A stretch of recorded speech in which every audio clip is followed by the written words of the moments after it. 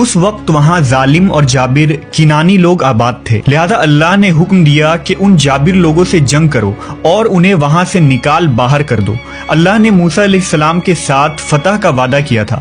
حضرت موسیٰ پر حکم نازل ہوا کہ بنی اسرائیل کے 12 قبیلوں سے 12 افراد کو چن لیا جائے اور انہیں سردار منتخب کیا جائے۔ لہذا حضرت موسیٰ نے 12 سرداروں کو چنا اور ان کو لے کر کنان پہنچے۔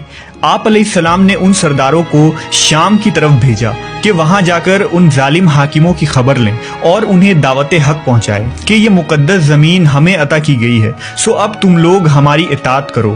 اگر انہوں نے انکار کیا تو جنگ سے خبردار کر کے آ جاؤ۔ جب وہ 12 سردار شام پہنچے تو اس وقت وہاں کا حاکم اوج بن انق تھا۔ جب وہ سردار اوج سے ملے تو اس کی قد و قامت اور جسمانی بناوٹ کو دیکھ کر حیرت زدہ رہ گئے۔ پھر انہوں نے اسے اللہ کا پیغام سنایا۔ اوج غضبناک ہو گیا اور ان سب کو ایک ہاتھ سے پکڑ لیا اور چاہا کہ انہیں مسل کر ہلاک کر دے، مگر جب اس نے ان سرداروں کے چہروں پر خوف دیکھا تو انہیں حقیر سمجھ کر چھوڑ دیا۔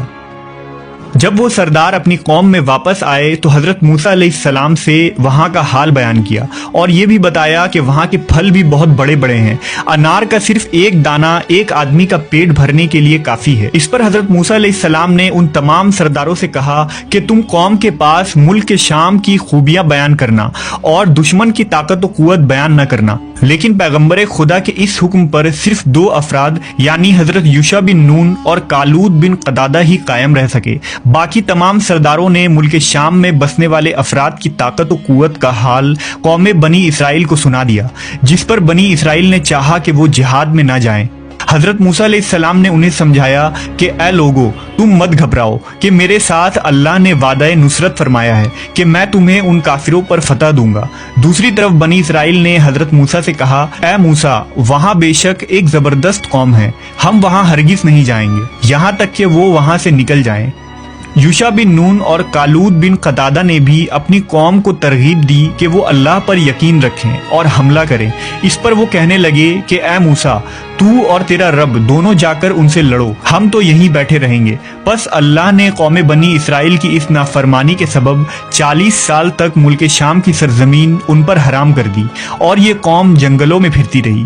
روایتوں کے مطابق اپنی قوم کی نافرمانی کے بعد حضرت موسیٰ علیہ السلام خود ہی اوج بن انق کے خاتمے کے لیے روانہ ہوئے۔ جب اوج بن انق نے انہیں دیکھا تو چاہا چونٹی کی طرح پیروں سے مسل دے اور کہا کہ تو ہی قوم بنی اسرائیل کا وہ سردار ہے جس نے فرعون کو دریائے نیل میں ڈبویا تھا۔ پھر اس نے حضرت موسیٰ پر حملہ کر دیا۔ حضرت موسیٰ علیہ السلام نے بھی جوابی حملہ کیا اور 10 گز اوپر اچھل کر اس کی ٹخنوں پر عصا مارا۔ یہ ضرب ایسی کاری تھی کہ اوج بن انق نامی یہ پہاڑ جیسا شخص وہیں گر کر مر گیا۔ کہتے ہیں کہ اس کی لاش 40 سال تک وہیں زمین پر پڑی رہی۔ اس عرصہ میں اس کے جسم کا گوشت گل کر صرف ڈھانچہ رہ گیا۔ جب حضرت موسیٰ علیہ السلام اور حضرت ہارون علیہ السلام جہاد سے سرخرو ہو کر واپس لوٹے تو اس کے ڈھانچے کو اٹھا کر دریائے نیل پر رکھ دیا اور ایک عرصہ تک وہ ڈھانچہ دریائے نیل پر پل کا کام انجام دیتا رہا۔